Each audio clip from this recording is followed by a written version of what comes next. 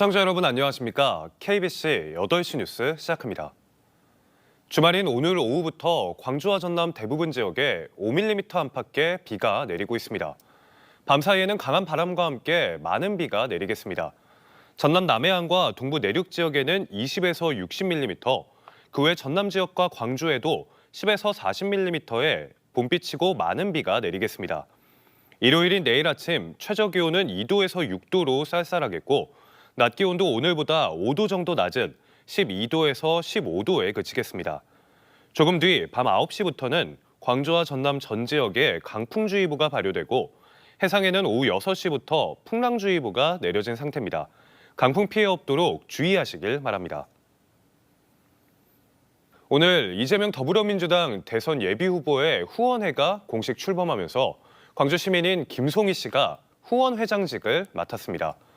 김 씨는 1980년 5월 광주에서 계엄군에 맞선 광주 시민이자 계엄군의 총에 오빠를 잃은 유가족입니다. 서울 여의도의 이 후보 캠프에서 열린 후원회 출범식에서는 김 회장이 이 후보가 대통령이 되어 편안하게 일상으로 돌아가길 바란다고 밝혔습니다.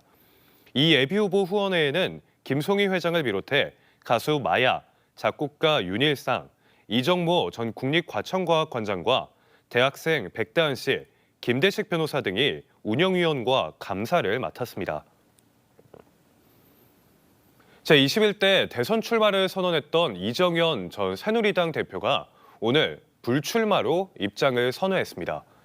이 전 대표는 입장문을 통해 대선 출마 선언을 철회한다면서 국가대표가 될 자격을 갖춘 사람을 찾아 그분의 캐디백을 기꺼이 매겠다고 밝혔습니다. 이정현 전 대표는 박근혜 정부 정무수석과 홍보수석 비서관을 지냈고 보수정당 소속으로 18대 총선에서 비례대표로 국회에 입성한 뒤 19대, 20대에서 순천에 출마해 당선됐습니다. 한편 6월 3일 대선을 앞두고 20명 가까운 입지자들이 후보 경선에 나서고 있는 국민의힘은 오늘 유력 후보 중 한 명인 오세훈 서울시장이 불출마를 선언하면서 경선 구도에 지각 변동이 예고되고 있습니다.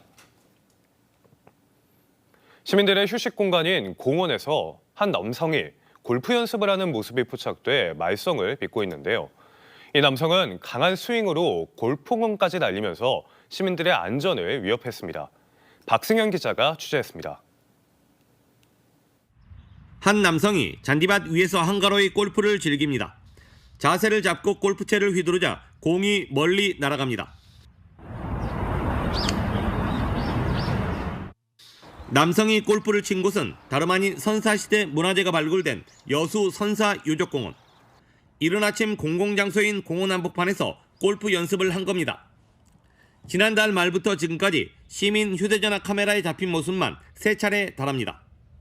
남성은 공원에 올 때마다 1시간 정도 잔디밭을 오가며 골프 연습을 한 뒤 차를 타고 사라졌습니다. 더욱 큰 문제는 자칫 큰 사고로 이어질 뻔했다는 점입니다. 공원은 평소에도 주민들이 산책과 운동을 위해 자주 찾는 곳이어서 골프공에 맞을 위험도 배제할 수 없는 상황이었습니다. 공원은 시민 누구나 안전하게 편하게 이용할 수 있는 시설입니다. 시민들한테 불편을 주는 행위나 혐오감을 주는 행위를 하면 엄한 처벌을 받을 수 있습니다. 이번 국회에서도 공공장소에서의 골프 연습을 금지하고 위반 시 100만 원 이하 과태료를 부과하는 개정안이 제발이 됐지만 아직 국회 문턱을 넘지 못하고 있습니다. KBC 박승현입니다. 광주 남구의 효천 1지구는 12,000여 명이 살고 있습니다. 그런데 이곳을 지나는 버스 노선이 단 2개뿐이라 주민들이 큰 불편을 겪고 있는데요. 남구가 마을버스 노선을 직권 조정해 다소 불편이 해소됐다지만 여전히 교통 접근성이 떨어진다는 지적이 나옵니다. 조경원 기자가 취재했습니다. 15,000명이 거주하는 광주 효천 1지구. 지난 2019년 조성된 이곳을 지나는 버스 노선은 2개뿐입니다. 주민들은 도시임에도 교통 접근성이 떨어진다며 불만을 털어놓습니다. 76번 시내버스와 715번 마을버스 모두 1시간에 한 대꼴로 오기 때문입니다. 마을버스와 버스 한 대밖에 없으세요. 학부모님이 학교 등하교할 때 픽업을 해주셔야 되고 학원도 마찬가지이고. 주민 5,000명은 작년 6월 외곽을 지나는 시내버스의 노선을 변경해 중심부를 통과하게 해달라고 광주시와 국민권익위에 건의했습니다.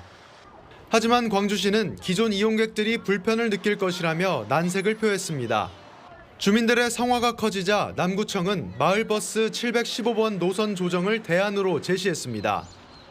이달부터 해당 노선의 차량은 2대에서 6대로 늘었고 배차 간격은 20분으로 단축했습니다. 시에서는 검토 결과 7번 노선의 개편은 어렵다는 회신을 해왔고 저희 남구에서는 715번 증설을 논의해야 될 그런 상황이었습니다. 하지만 현재 운행 노선들은 남구와 동구로만 연결돼 불편함이 여전히 해소되지 않고 있습니다. 광주시의 시내버스 노선 개편 작업도 지하철 공사 지연으로 3년째 답보 상태여서 언제 개선될지 기약하기 어렵습니다. 시민들의 불편이 커지면서 대중교통 친화 도시를 천명한 광주시의 정책이 구호에 그치고 있는 것 아니냐는 지적입니다. KBC 조경원입니다. 전라남도는 친환경 농업 분야에서 전국 광역단체 중 압도적인 1위에 올라 있는데요. 그런데 온실가스를 적게 배출해야 하는 저탄소 농산물 인증 분야에서는 전국 4위에 그치고 있습니다. 그 원인과 전망을 고익수 기자가 보도합니다.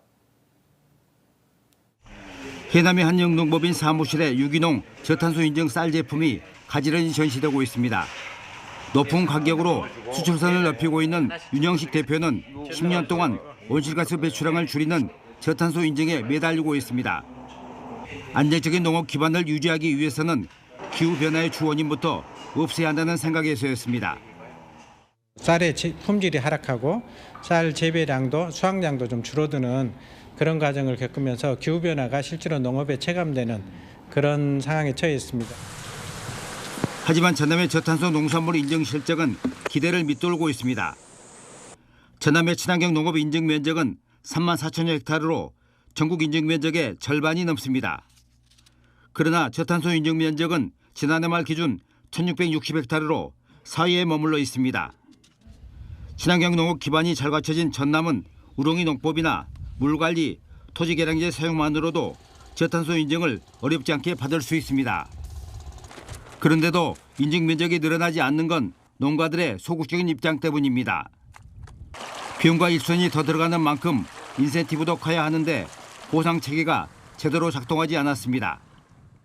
탄소를 줄이는 농업을 해야 된다는 인식은 가지고 있었지만 실제로 이제 농물 관리를 한다든지 바이오차를 넣는다든지 하는 것은 비용이 수반되는 그런 문제이기 때문에 이런 비용이 추가로 들어가기 때문에 농가들이 꺼리는 경향이 있었습니다. 그동안 환경 분야로 인식되어 왔던 저탄소 농산물 인증이 친환경 농업의 미래를 제시하는 트렌드로 떠오르고 있습니다. 이런 배경으로 전남도가 올 들어 저탄소 인증의 중요성을 알리면서 저탄소 농산물 인증 면적이 빠르게 늘어나고 있습니다. 저희들이 저탄소 인증을 받게 되면은 그 인증비를 지원을 해주고요. 소비자분들은 저탄소 농산물을 구매하게 되면은 구매 금액의 15% 정도가 그 에코 포인트로 적립이 되는 그 혜택을 받게 됩니다. 그래서 더 많이 판매할 수 있는 그런 장점이 있습니다. 2050년 탄소 중립 실현과 맞물려 있는 저탄소 농산물 인증. 전라남도가 올해 6,100여 헥타르 인증 목표를 달성해 진정한 친환경 농업의 선두라는 명예를 회복할지 관심이 쏠리고 있습니다. KBC 고익수입니다. 전라남도가 2020년부터 전국 최초로 지급해온 농어민 공익수당 지급액이 6천억 원을 넘어섰습니다. 전라남도는 2020년부터 지난해까지 5년간 전남 도내 농어민 103만 명에게 공익수당으로 6,157억 원이 지급됐다고 밝혔습니다.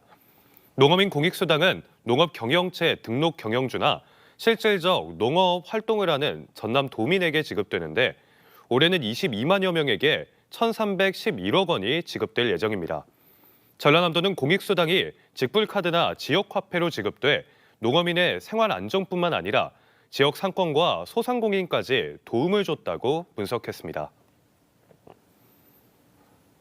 세월호 11주기를 추모하는 시민합동 분향소가 광주 동구 5.18 민주광장에 마련됐습니다.